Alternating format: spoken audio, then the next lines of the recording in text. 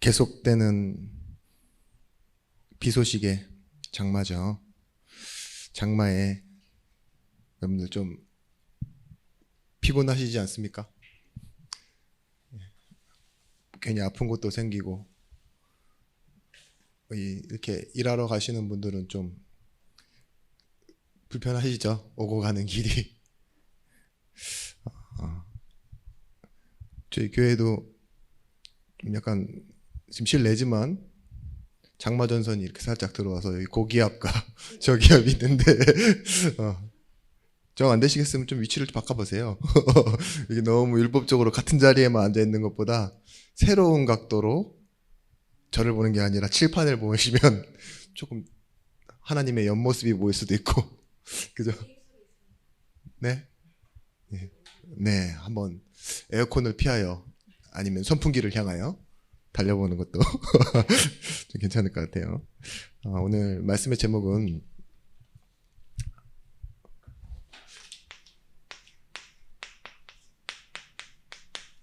미래를 아는 예배입니다.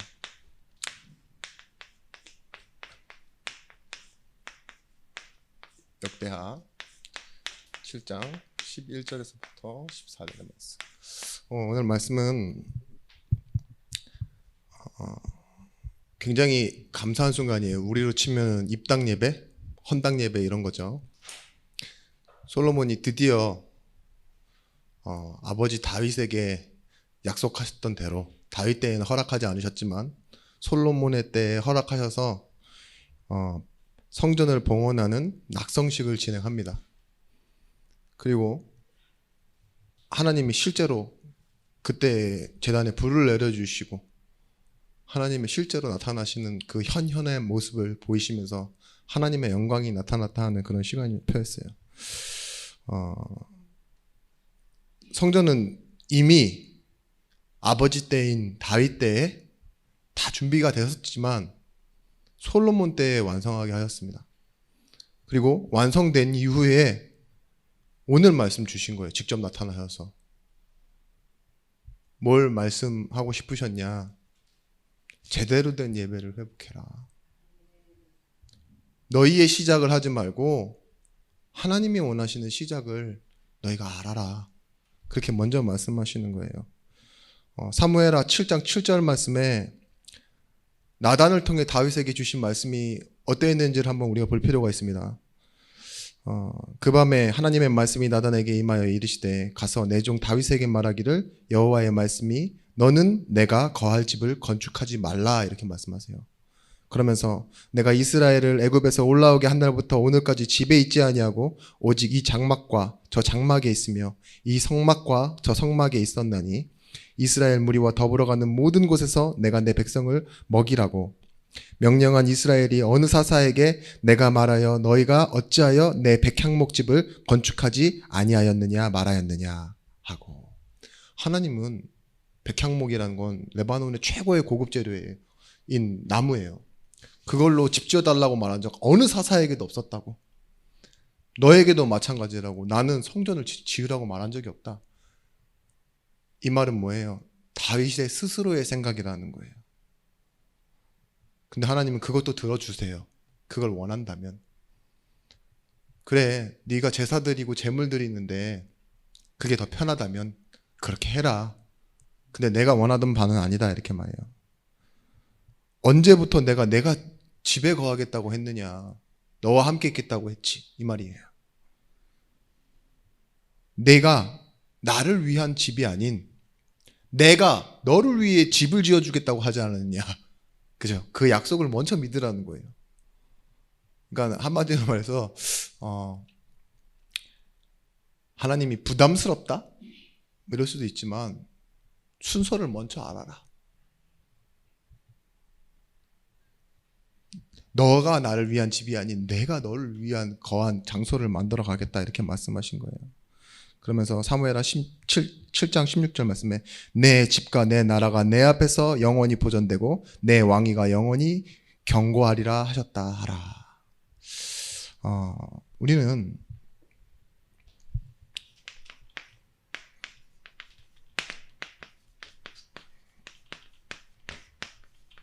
무엇이 먼저인지를 아는 것이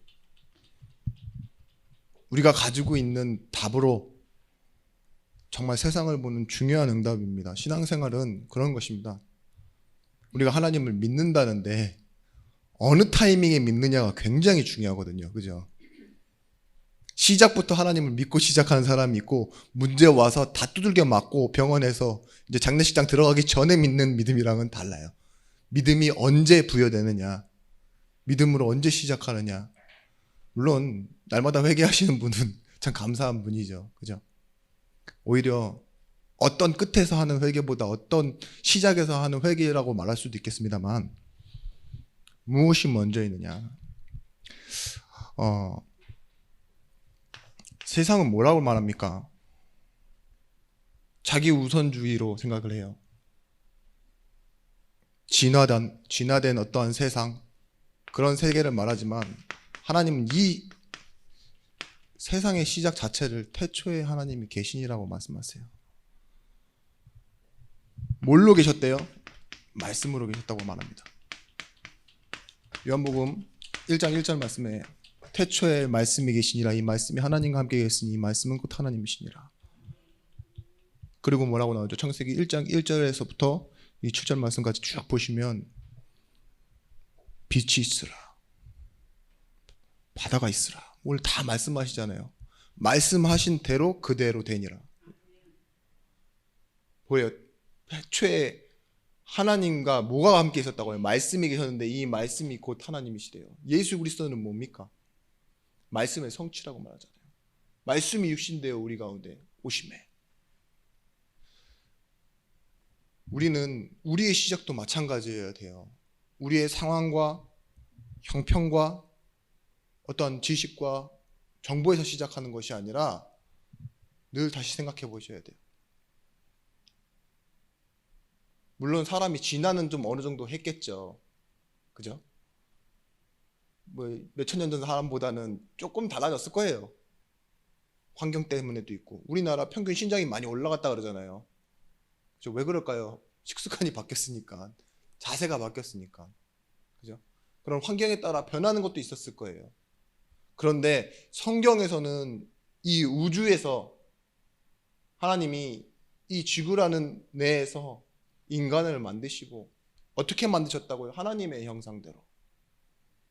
여기서 우리는 모든 축복과 응답을 찾아내야 되고, 여기서 떠난 인간의 문제 속에서 우리는 우리의 문제를 봐야 됩니다. 간단하게 답하실 수 있어야 돼요. 이렇게 적어놨기 때문에. 닭이 먼저입니까? 알이 먼저입니까? 닭이 먼저일 것 같아요. 왜냐하면 창조에 우리 알을 먼저 창조하시진 않았을 것 같아요. 네, 맞아요. 네, 이원사님이 저는 멍 때리는 줄 알았어요. 저기를 거미줄을 한참 쳐다보고 계시길래 거미줄 없지만 와 이러고 계시는데 하나님이 지금 말씀하고 계시나 이렇게 보였는데 너무 정확한 답을 하셨어요. 그렇게 고민하실 필요가 있어요. 맞아요. 하나님은 원래 완성체로 창조하셨어요. 번식을 위해서 알을 낳겠죠. 뭐 제가 창조과학론이 아니기 때문에 그렇게 말씀드렸지만 그래요. 이 창조라는 답을 우리가 먼저 순서로 갖고 있다 그러면요, 닭이 먼저냐 알이 먼저냐라는 논란에 휩싸일 필요도 없어요. 그죠? 우리는 닭이 먼저다라고 답을 갖고 있으니까. 하나 더 질문 드리겠습니다. 인간은 원래 선한 존재입니까? 아니면 원래부터 악한 존재입니까? 원래는 선한 존재. 스피드 퀴즈가 아닌데 여러분들 너무 빨리 대답하세요. 인간은 원래 악한 존재입니다. 답을 말씀드립니다. 인간은 태어날 때부터 죄인이에요. 왜 그러느냐? 성경에서 그렇게 말하고 있어요. 네. 네.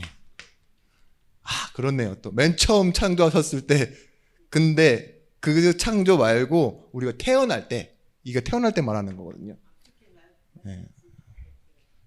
그래요. 다 질문이 잘못됐습니다. 사단아 내 뒤로 물러가라. 네, 이렇게. 자, 보세요. 로마서 3장 23절에 뭐라 그러죠? 맞아요. 이 모든 사람이에요. 여기서 태어나는 거예요. 의인은 없나니 하나도 없다 그랬어요. 그래서 우리는 사람에게 희망을 품어주거나 아니면 당연한 이런 미래를 보면서요, 때로는 사고도 당하고 어려움도 당하고 거기서 뛰쳐나와서 성공하는 사람도 있고 물론 그렇겠지만 재앙을 당하는 사람을 볼 때 이 운명 가운데 있다라는 걸 보셔야 돼요. 악하다 이 말은 뭐예요? 나쁘다, 범죄한다 이 소리가 아니라 하나님과 떠나 있다가 악이에요. 악. 죄, 하나님을 떠나 있고. 악, 그래서 하나님을 인정하지 않는 상태를 보고 죄악이라 그러잖아요. 그러니까 악이라 그러면은 뭘까요? 막 여러분들이 생각하는 그런 시청각적인, 그죠? 그런 생각을 좀 버리시고 이걸 보셔야 돼요. 근데 그게 뭐예요? 나예요, 나. 나 여기서 시작했어. 원래 죄인에서 시작했고, 그래서 하나님 모르는 상태로 살아갔고, 지금도 예배에 와 있지만 뭐예요? 우리의 마음속에 머릿속에 모든 일을 계획하고 시작하는 일에서는요, 자꾸 시작점을 놓치고 뭐예요? 여기서 시작할 수밖에 없다는 모습입니다.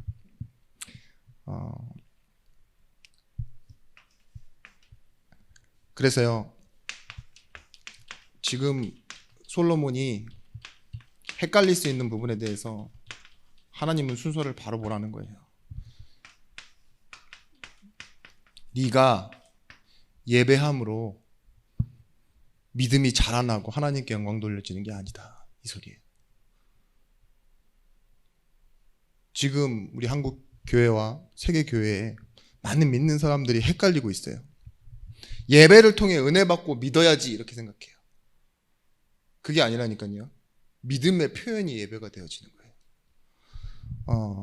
성전을 화려하게 짓고 교회가 커진다는 말이죠. 근데 이런 때에 믿음은 없는데 예배의 형식만 발달된 교회에 가 있다니까요. 막 성가대에 서면, 그렇죠?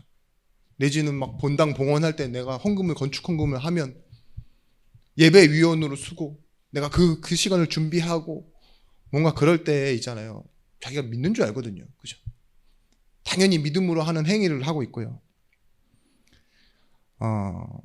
의식을 화려하게 하고 예배의 권한을 몇몇 사람에게 집중시키고 이런 것들 있잖아요. 목회자를 성장시키고 이런 것들. 그게 믿음인 줄 아는데 그게 아니다라는 거예요.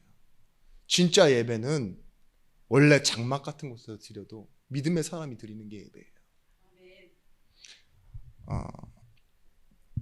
그래서 참 하나님의 걱정은 이겁니다. 이런 화려한 성전을 지어놨지만 네가 이런 화려한 성전을 지어놨다고 해서 네 믿음이 좋다라고 착각하지 않았으면 좋겠다, 이 소리예요. 하나님의 원래 성경의 의도는 뭐예요? 다듬지 않은 돌로 단을 쌓으라잖아요. 하나님은 얼마나 자신의 모습을 가지고 우상화시키시고 싶지 않으셨으면 하나님의 모습을 한 번도 나타내신 적이 없어요. 보지 말라 그랬잖아요, 자기의 모습을.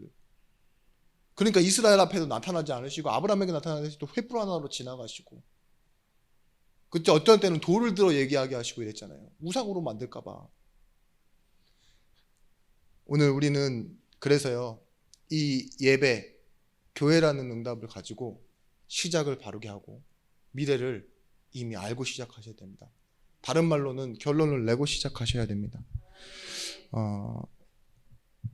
이때 하나님께서 봉헌하는 이 예배와 기도의 형식 속에 하나님이 나타나서 말씀을 이렇게 주십니다. 혹시 내가 하늘을 닫고 비를 내리지 아니하거나, 그러면 가뭄이 온단 말이죠. 또 메뚜기들이 토산을 먹는, 그러니까 외부적인 문제로 인해서 가난하게 될 때, 그리고 재앙과 전염병이 이를 때, 우리 질병이 우리에게 찾아올 때 있죠. 네가 이곳에서 기도하면 내가 듣고 이 땅을 치료하리라, 이렇게 말씀하시는 곳이 이 장소였어요. 내가 하늘에서 듣고 그들의 죄를 사하고 그들의 땅을 고칠지라. 중요한 부분이 있습니다. 기도하면이 그 막 응답하겠다는 내용이 아니에요. 네 죄를 회개하고 스스로 낮추어 겸비하셔서 하나님 앞에 나올 때예요. 그리고 예배하는 거잖아요. 순서가 어떻게 돼요? 네 죄를 깨닫고 하나님 앞에 스스로 낮추어 돌아올 때, 이게 믿음의 표현이라니까요, 예배는. 그래서 그렇습니다. 세상의 사람들이요, 이 무엇이 먼저인지를 놓치게 되면은 이렇게 돼요. 중요한 일이 있고 우리에겐 사소한 일이 있죠. 그리고 먼저 해야 될 일이 있고 나중에 해야 될 일도 있습니다. 우선순위. 그리고 우리에게는 같은 맥락이지만 예배해야 되는 일과 우리가 생각하는 가치 있는 일, 이 두 가지 중에서 무엇이 먼저 돼야 되는지를 선택해야 될 때가 있어요. 이 풍요라고 적어놓은 것은요, 만족이 될 수도 있고 경제가 될 수도 있고 그렇잖아요. 이런 부분들. 그런데 우리가 정말 이 예배란 이 부분 있죠. 세 가지를 적어놨지만 예배란 가치와 내 중심의 가치 있잖아요. 여기서 순서가 조금만 바뀌면요, 이것이 다 뒤죽박죽이 됩니다. 어쩐 때는요, 사소한 일 쳐다보고 있다가 중요한 일 못하게 된다니까요. 어떤 때는 나중에 해야 될 일을 있죠, 미리 욕심내서 먼저 하고 있는 그런 때가 있어요. 미리미리 해놓자 이러고요. 그런데 뭐예요? 지금에 있는 걸 다 놓쳐버린다니까요. 그러니까 염려하고 걱정하다가 말씀 놓치는 사람 많아요. 저 예전에 말씀드렸잖아요. 그 여수 축제 가가지고 지금 자기는 이 자리에 왔는데 자녀들 사랑한다는 마음에 핸드폰에다가 화면을 다 담아가지고 다 계속 찍고 있는 거예요. 끝날 때까지. 하나하나 저 불꽃 축제 너무 이쁘다. 뭐 저거 이 배경이 너무 이쁘다. 너무 이쁘다. 이러고 딱 와서 봤는데 집에 오니까 자녀들이 TV로 다 보고 있어요. 그 더 좋은 화질로. 그죠? 근데 이분이 목사님이셨는데 막상 갔다 온 그 현장에 있었던 나는요, 핸드폰 화면으로만 보고 있었어요. 하나도 못 본 거예요. 그죠? 증인입니까? 증인이에요. 핸드폰 화면으로만 보고. 그죠? 우리도 그렇다니까요. 나중 생각하고 정말 뭐 앞으로에 올 것 대비한다고 오늘을 놓치며 살아요. 오늘 내게 해주시는 하나님의 은혜. 오늘 내가 진짜 봐야 할 현장 다 놓치고 산다니까요. 돈 때문에 내 삶의 중요한 가치, 시간 다 버리고. 그럴 때 있지 않으십니까? 그래서 우리는 이때 무엇을 해야 되느냐? 먼저는요, 우리의 예배는 오늘 내게 해주시는 하나님의 응답이고 하나님과의 관계예요. 그리고 하나님이 나를 고치시는 시간입니다. 그게 다른 말로 우리 입장에서는 예배의 갱신입니다. 어떤 걸 갱신해야 되느냐? 형식만 갖추는 거 있죠. 이사야 1장 11절에서부터 13절 말씀에 여호와께서 말씀하시되 너희의 무수한 재물이 내게 무엇이 유익하뇨? 나는 순양의 번제와 살찐 짐승의 기름에 배불렀고 나는 수송아지나 어린 양이나 수점수의 피를 기뻐하지 아니하노라. 너희가 내 앞에서 보이러 오니 이것을 누가 너희에게 요구하느냐? 내 마당만 밟은 뿐이라. 헛된 재물을 다시 가져오지 말라. 분향은 내가 가증히 여기는 바요. 월삭과 안식일에 대회로 모이는 것도 그러하니 성애와 아울러 악을 행하는 것을 내가 견디지 못하겠노라.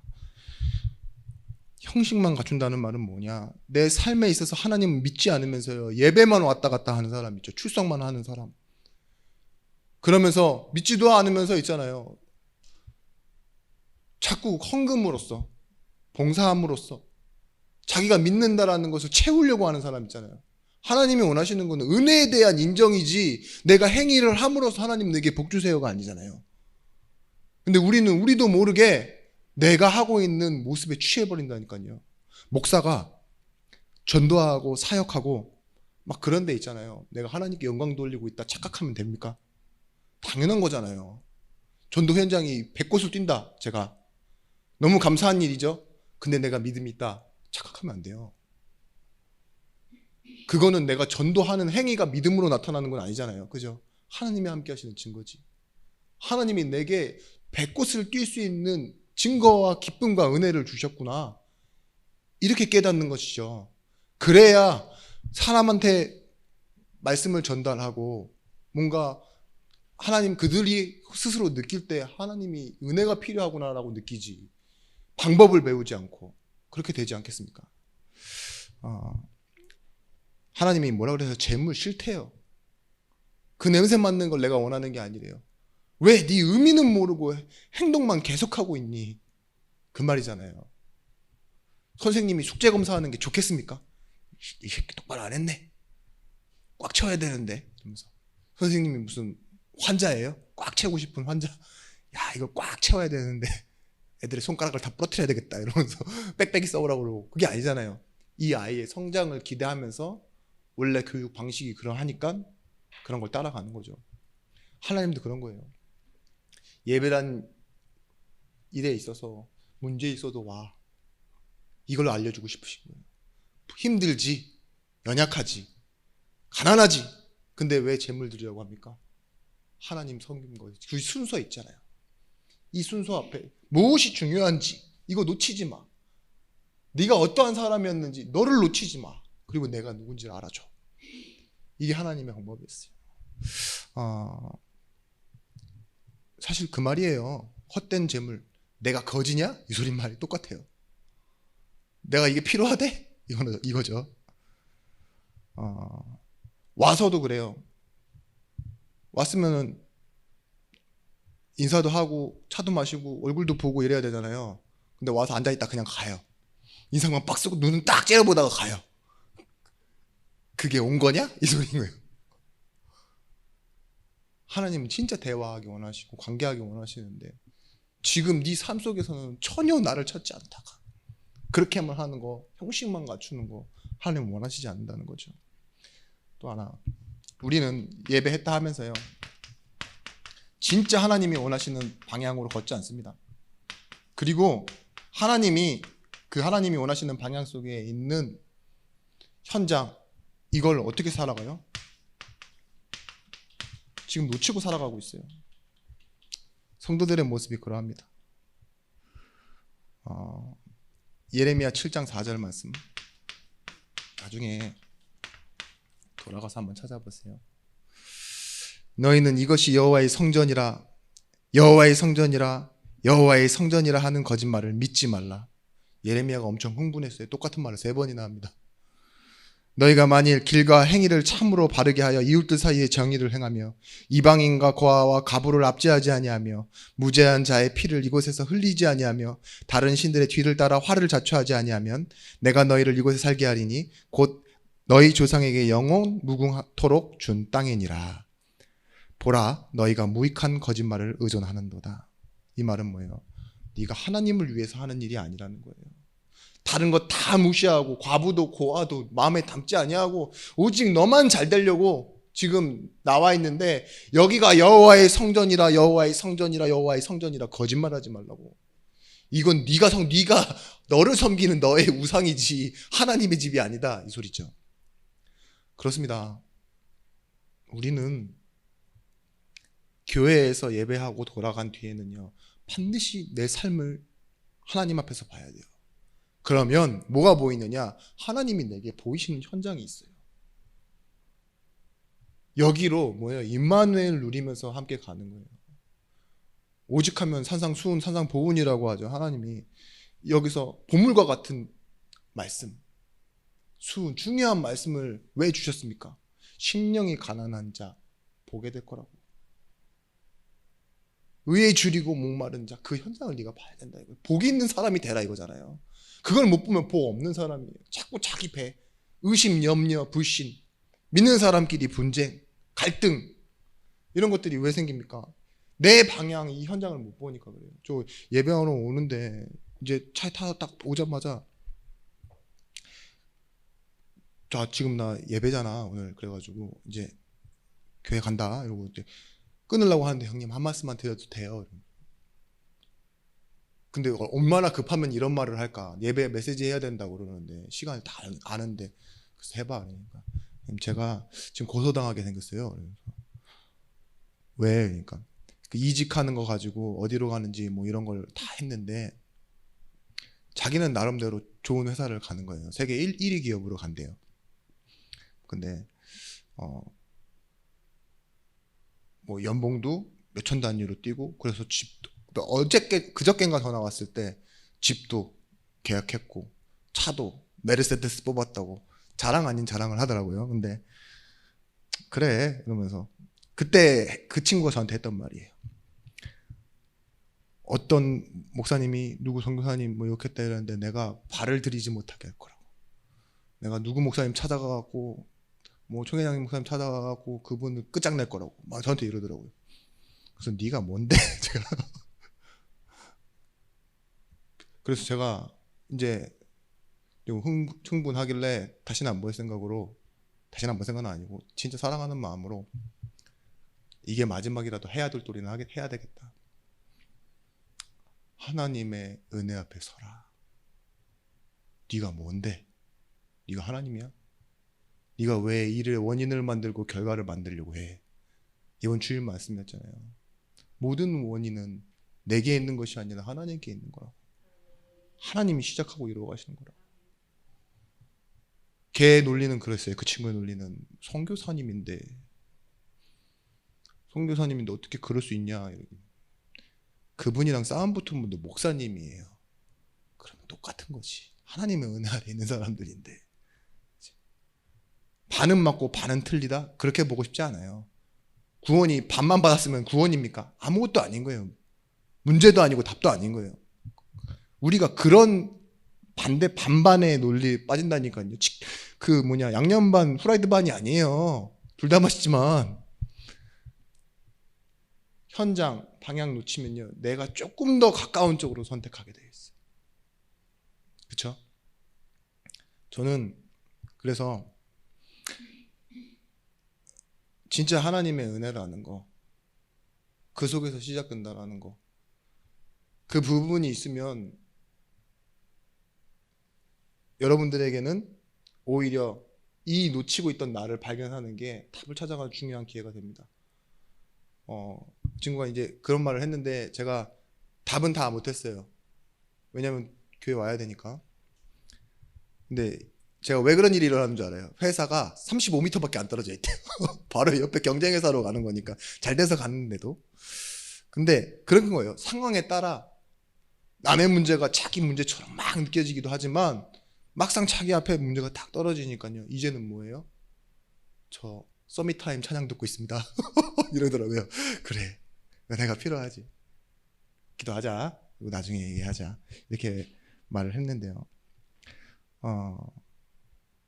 어떤 목사님이 실제 미국에서 복음운동하는 진짜 이름 있는 목사님, 주역으로 뛴다고 생각하는 그 어떤 목사님이 한 장의 사진을 들고 나와서 그렇게 얘기했대요. 이 아이를 보십시오. 근데 그 사진에 나와 있는 아이의 모습이 어떻느냐, 완전히 가뭄 때문에 기아에 허덕이다가 완전 뼈만 앙상하게 남았는데 배가 툭 튀어나오는 아이가 하늘을 보면서 저주하고 있는 그 사진 있죠. 막 소리 지르고 있는 모습. 그 사진 딱 보면서 하나님이 살아계시다면 세상이 어떻게 이럴 수 있겠습니까? 이러면서요, 그분이 목사 안 한다고 그러고 떠났대요. 충격받은 교인들도 많겠죠. 근데 그런 사람을 보고 불가지론자라고 합니다. 우리는요, 먼저예요. 뭐가 뭔지 하나님의 주권이 먼저 인정되어지고 있는 상황에서요, 그 사람을 봤으면요, 아마 자기의 답은 달랐을 겁니다. 예전에도 제가 말씀드린 적 있잖아요. 답이 있으면 그 답으로 공식을 보게 된다고. 그렇죠? 공식을 보게 된다니까. 답을 가지고 공식을 보게 된다니까. 이 공식은 틀린 공식이네. 그죠? 그런데 이 불가지론자인 이 목사님은 어떻게 생각한 거예요? 자기가 가진 답을 놓고 하나님 살아계시다면 저런 아이를 어떻게 그대로 둘 수 있지? 저렇게 죽게 만들 수 있지? 그런 하나님 안 믿어. 다른 답을 가지고 있었던 거예요. 그렇지 않습니까? 그게 맞는 하나님 아니다. 그리고 이전에 내가 하나님 알던 것도 아니다. 자기를 부정해버리는 거잖아요. 우리는 때때로 이런 모습으로 살아가게 돼요. 그런데 답을 가지고 답을 본다라는 것 아주 예화로 좋은 걸 찾았어요. 그게 뭐냐? 백문일답. 질문은 100개가 넘는데 답은 하나예요. 그죠? 모든 답을 그리스도로 낼 수 있는 거. 여러분, 우리는 말씀과 생명을 전달하는 사람입니다. 이 예배의 갱신은요, 말씀을 전달할 때 하나님의 말씀이 살아있고 운동력이 있어 그 생명을 살린다라는 걸 믿는 거예요. 이사야서 1장 16절에서부터 17절 말씀에 뭐라고 나왔냐? 너희는 스스로 씻으며 스스로 깨끗하게 하여 너희 목전에서 너희 악한 행실을 버리며 행악을 그치고 선행을 배우며 정의를 구하며 학대받는 자를 도와주며 고아를 위하여 신원하며 가부를 위하여 변호하라 하셨느니라. 예배하는 사람은요, 자신이 버릴 것 버리게 됩니다. 지난 말씀 한적한 곳에서 있잖아요. 나의 틀린 것을 버리고 나를 찾는 시간 속으로 들어가서 뭐 하면 되느냐? 내가 먼저 사는 거예요. 예배 가운데서 내가 살면요, 살려야 될 현장을 향해서 당연히 살리게 되어집니다. 말씀과 생명으로 살리는 그 현장, 그것이 예배의 현장입니다. 그래서 우리가 지난 날을 돌아보며 우리 인생에 세 가지 복귀할 단어가 있어요.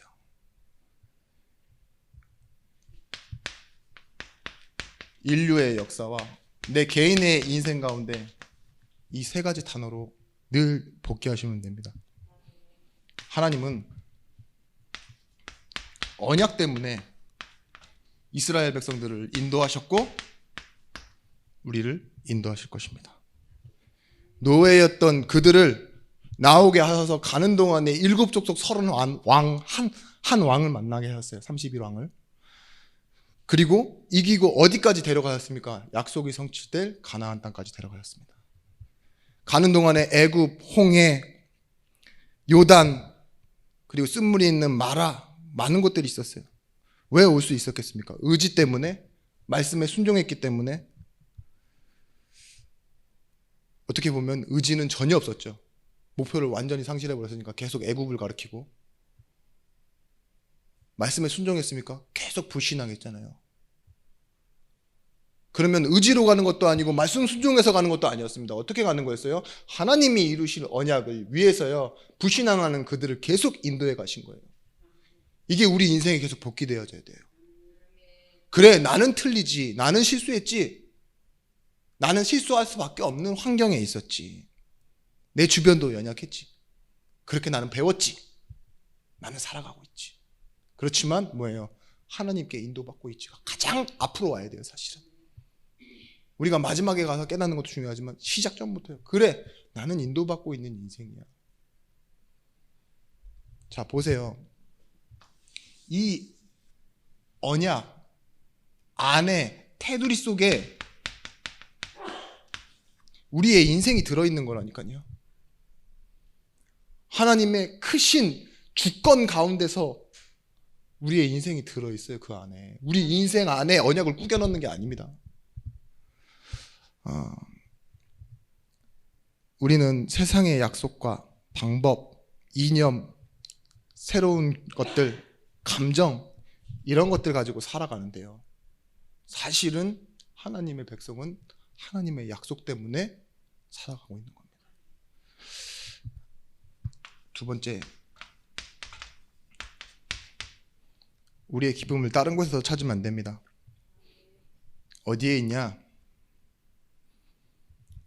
우리의 감사는 힘들 때도 기쁠 때도 같은 감사입니다. 함께 하심의 감사.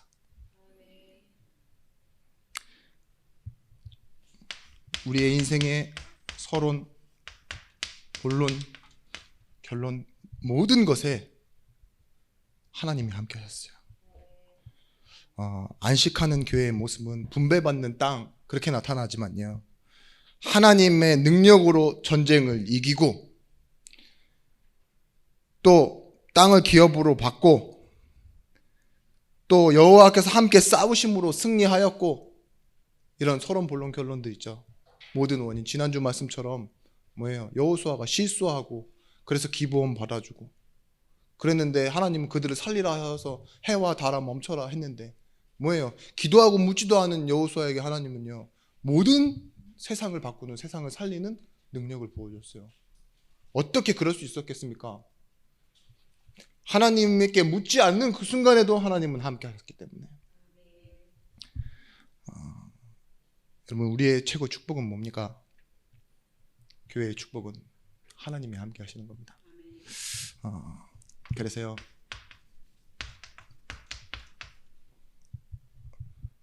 우리의 삶에 확신이 있으면 돼요.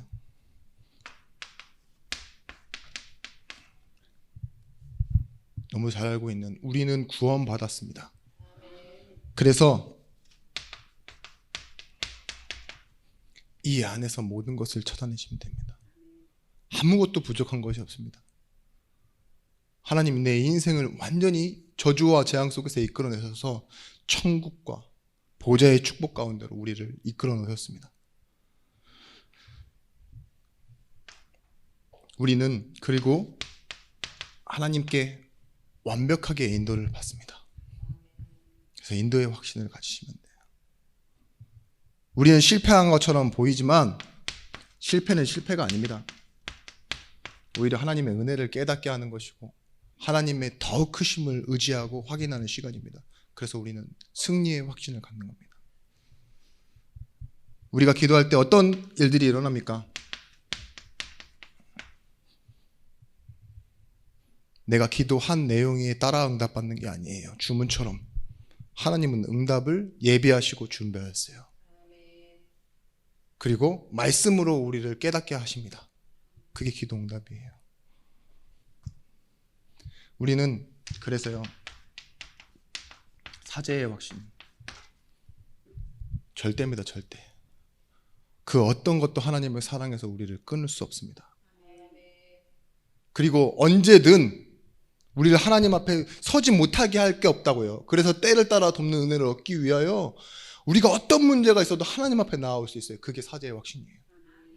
우리는 연약할 때도, 문제 있을 때도, 답답할 때도, 혹시나 막 내가 머릿속으로 하면 안 되는 상상을 하거나 그죠? 하나님 안 믿어지는 상황이 오더라도요, 하나님 앞에 나올 수 있어요. 그게 뭐예요? 절대 취소되어질 수 없는 구원의 은혜, 사제의 확신입니다. 우리는요, 성경에서 분명히 보았듯이 사람의 손으로 만든 우상과 사람이 만들어 놓은 좋은 신념들, 자연을 섬기는 것들, 그런 것들이요, 우리를 가문에서 내려오는 저주와 재앙과 시대에 흐르는 문제에서 해결하지 못했어요. 근데 하나님은요, 이 언약과 이 하나님의 함께 하심에 대한 감사와 확신을 가지고 있는 사람을 통하여 교회를 회복시키고 시대를 살리는 응답을 허락하였습니다. 역사를 바꾸는 응답을 허락하여 주셨습니다. 우리는 그래서요, 진짜 이 형식만 갖추는 예배, 그리고 혜택을 바라는 예배, 그리고 구원의 은혜의 사랑에 반응하는지 모르는 예배를 버리고 이제는요, 이 하나님의 응답을 가지고 갱신하는 응답 속으로 들어가야 됩니다. 여러분, 질문 하나 드릴게요. 재물이 내 것입니까? 경제가 여러분들 거예요. 시간이 여러분들 겁니까? 물론 그쵸. 정답은 노화는 내가 직격탄으로 맞았죠. 그죠? 경제적인 게 어려우면 불편하잖아요. 그죠? 그러면 사람과의 관계와 성공이 과연 내 것입니까? 이 속에서 보시라고요. 아닐 겁니다. 바울은 이렇게 고백합니다. 오히려 자기가 알고 있던 성공이라는 개념의 틀을 다 버리고 감옥에 가고 묶였는데, 사도행전 27장 보시면 뭐라고 했어요? 아그리빠 왕이요, 내가 쇠사슬에 매인 것 외에는 당신이 나와 같이 되기를 원하나이다. 하나님이 보신, 하나님의 시선에, 하나님의 눈에는요, 바울이 전도자예요. 바울이 지금 하나님과 함께하고 있는 겁니다. 우리는 그 앞에 드린 질문처럼요. 그 질문의 이유는 이거였습니다. 문제를 두려워하는 건 당연한 거예요. 그죠? 상처가 많으니까 문제가 두렵죠. 그죠? 근데 오늘 여기서 말씀하는 예배의 갱신과 이 역사적인 이걸 왜 말씀드리냐? 그보다 하나님의 인도가 더 크다는 거예요. 하나님의 은혜가 더 크고 문제가 있어요. 근데 문제를 두려워하지 말고 오히려 하나님을 두려워하라 이렇게 말씀드리고 싶지만 이게 아니에요. 두려워하는 것보다 더 큰 것이 뭐냐? 하나님의 완벽하신 준비와 하나님의 완전하신 인도, 그걸 받을 수 있는 자격 있는 내가 얼마나 축복받은지 존재인지를 놓치지 마라 이겁니다. 그래서요, 여러분 드라마는 뭐가 있어야 재밌습니까? 물론 좋은 작가가 쓴 돈 많이 들어간 드라마가 재밌지만 전 제일 재밌는 드라마는 1편부터 본 드라마가 제일 재밌어요. 개연성을 있는 드라마. 그런 것처럼 우리에게는요, 신앙생활이 언제가 저는 즐겁다고 생각하느냐, 누림이에요. 누림. 이 누림은 어느 날 한순간에 팍 되어지는 것이 아니라 구원의 축복을 누리고 예배의 축복을 누리고 현장에서 응답받으면요, 이게 제일 즐거워지는 거예요. 문제도 왔는데도요, 그때 이 축복 속으로 다 다시 회복되어지는 거예요. 구원의 축복과 예배와 전도 현장. 그러면 뭐가 생기느냐? 우리에게는요, 열매라고 하는 연속성이 생깁니다. 이걸 보고 멈추지 않고요, 계속 할 수 있는 거예요. 일심전심지성. 강단의 말씀이 생각나십니까? 이번 주 말고 1년 전 거. 기억 안 나도 여러분들 속에 다 녹아져 있죠. 품어져 있고. 우리는 다 기억하면 살 수는 없어요. 그냥 원리와 그냥 중요한 내용 그거 하나가 우리 마음속에 딱 박혀 있고, 어느 날 감정에도 박혀 있다가 이렇게 딱 믿음으로 고백되고 이러잖아요. 근데 우리는 이 말씀 속에서 에베소서 4장 22절 말씀에 이렇게 하면 된대요. 누림 속에서 옛사람을 벗어버리면 된대요. 너희는 유혹의 욕심을 따라 썩어져가는 구습을 따르는 옛사람을 벗어버리고 오직 너희의 심령이 새롭게 되어 하나님을 따라 의와 진리의 거룩함으로 지으심을 받은 새 사람을 입으라.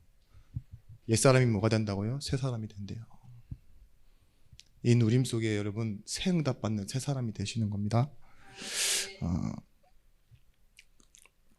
디모데후서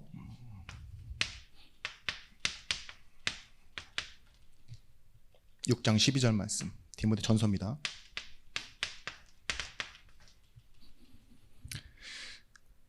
믿음의 선한 싸움을 싸우라. 영생을 취하라. 이를 위하여 내가 부름을 받았고. 믿음의 선한 싸움을 싸우시래요. 육신의 싸움에 휘말리지 마시고, 악한 싸움 분쟁에 휘말리지 마시고, 믿음의 싸움.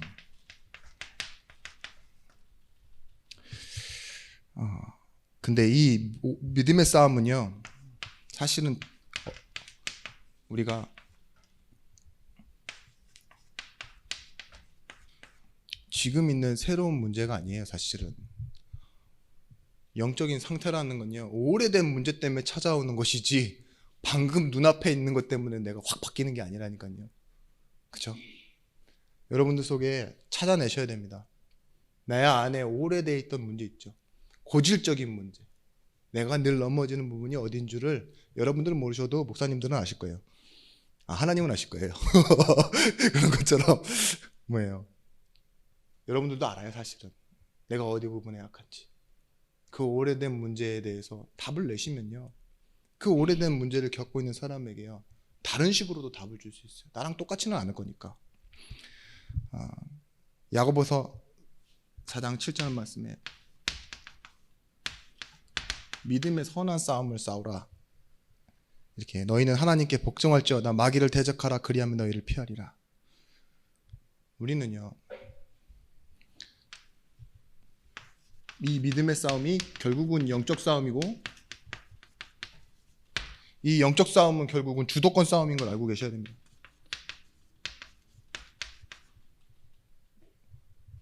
영적 싸움하는 사람은요, 이 시대에 지금 사단이 계속 만들어 놓은 문제들 있잖아요. 성공이라든지 막 이런 것들, 무속 문화, 또 여러분 집에 실제로 돌아가면 있는 제사 문제, 자녀들의 뭐 이런 학원 문제, 이런 것들 다 사실은 주도권 싸움이에요. 하늘에 있는 권세자와 영과, 그죠? 공승 권세자분들과 싸우는 거라고요. 근데 여러분들 이 주도권을 빼앗기면요, 자꾸 뒤에서 기도하고 뒤에서 예배해야 되는 상황이 온다니까요. 하나님 자녀로 당당히 예배하고 앞에서 싸우고 믿음으로 선포하고 여러분 자녀로서 권세를 사용하는 그런 싸움을 하시기 위해서는요, 뭐예요? 믿음의 싸움에서, 영적인 싸움에서 승리하셔야 됩니다. 일심 전심 지속할 때 이 힘이 회복되실 거예요. 어느 날 갑자기 은혜 한번 빡 받고 돌아가가지고 자식들 다 죽었어, 오늘 한번 나와, 이래갖고 한번 칼자루 한번 칼춤 추고 나면요, 그 다음날 여러분들도 같이 병원에 누워 계실 겁니다. 영적으로, 그죠? 그런 객기와 용기로 나오는 누림이 힘이 아니라요, 오래전부터 내 안에 잠재되어 있던 힘, 그래 이제 때가 됐구나, 그래서 물맷돌 딱 들고 나가는 거죠. 소년이어도 어찌 이유가 없겠사옵나이까 이러면서 딱 나가는 거죠. 오래된 내공이 있는 겁니다. 비록 17년이지만 17살이지만 그죠? 돌을 처음 잡아본 애가 아니잖아요. 하나님이 이미 양의 우리에서 이스라엘 다스릴 왕으로 부르신 그 소명과 자신이 그 먼저 알아야 될 것, 기름 부음 받은 날 그 신에 충만한 그 응답을 받고 있었던 다윗이 심부름을 가도 도시락 배달하러 갔다가 돌든 그 소년이 골리앗을 이기잖아요. 여러분, 이 누림의 연속 가운데 승리하시게 되면 여러분들의 기도는요, 진실하게 될 것이고 응답은 사실로 다가오게 될 것입니다. 말씀이라는 사실로. 내가 말씀이 사실적으로 믿어져요. 그게 또 다른 기도를 중요하게 시작하는 응답입니다. 전도자의 고백입니다. 오늘 이 성전을 건축하고 평생을 지혜 있다라고 생각했던 솔로몬의 고백이에요. 솔로몬이 마지막 때에 고백한 것, 그것이 전도서 12장 1절에서부터 8절 말씀이죠. 뭐라고 고백합니까?